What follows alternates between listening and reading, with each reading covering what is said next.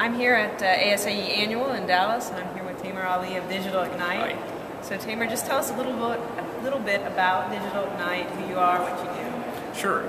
Digital Ignite is an e-learning company. We, from the start, have focused on providing a comprehensive professional education platform.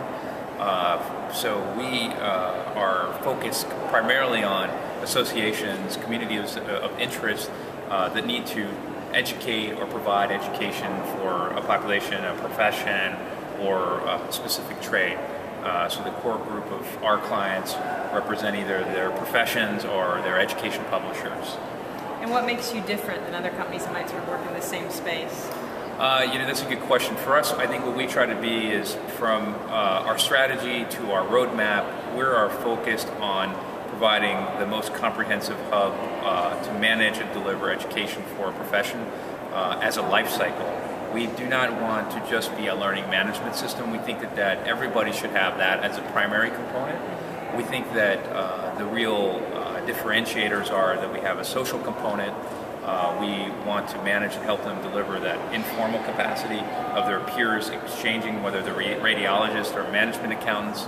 And then also having the other stuff that in a career life cycle you will see, like the pre-membership or the pre-profession, exam prep, candidacy, the workflow to support that, and then also the capabilities to then contribute and also take certification exams and tests.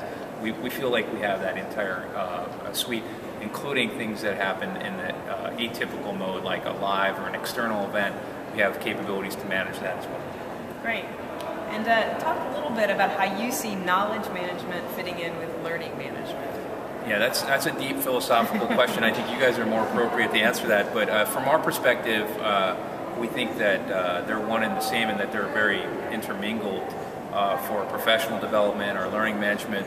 For it to be effective, it in some regards has to help and have that capacity to provide a knowledge management capability. That sounds like a very fluffy answer, but the intent was really to say is the platform should support the capability for the community, for the organization to put in knowledge and organize it in a way that makes sense, their taxonomies, their bodies of knowledge, and then also have the formal capacity to sell and promote and put out the formal published content. But all of that should be under this whole umbrella, this hub, where any of that content, the body of knowledge, is in there and organized so the industry practitioners, the members, professionals can find it.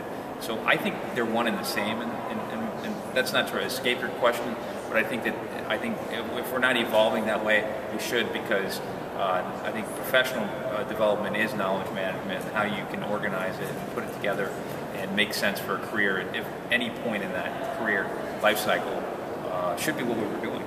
And if we're not, then we should quickly get there. All right. Yeah. Right. Thank you. And I just have one last question for you, which is, what do you see happening in the future of learning?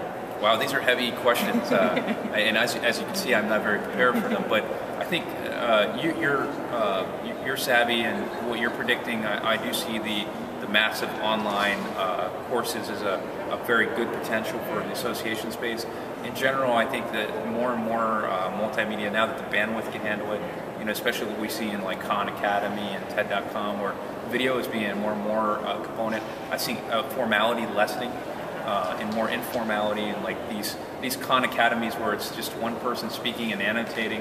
I think there's a tolerance for that, so that's increasing, which is good. And I think there are aspects of formality that are increasing by testing and assessment. Obviously, in the healthcare space, we see not just the checklist learning where it's continuing medical education that I've done something, but have I used it?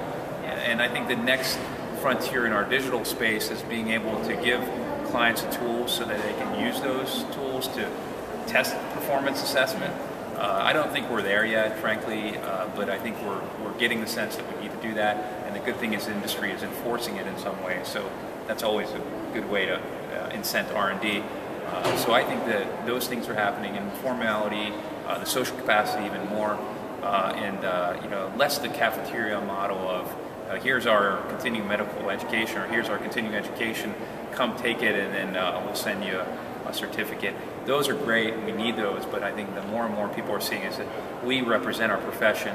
We can provide a hub, they can formally have a dialogue. We could present content that would make sense to them and their lifespan as a professional, and then also help them assess if they're using it. So I see that in the future, along with the continuation of some of the advances we see in video and live learning and virtual meetings and things like that. I just think that those are just going to evolve and get better. I think the other big side of it is the mobile and tablet. I think we can forget about the traditional desktop user. Everywhere we go, people have mobile and handheld devices. We're making the bet that is the way. We're seeing 30% usage of people using tablets and smartphones. We think that'll incrementally increase very quickly. And if we're not there in the year, we're going to probably be behind. So we have to quickly move that way. Well, great. Thanks for your time. Thank you.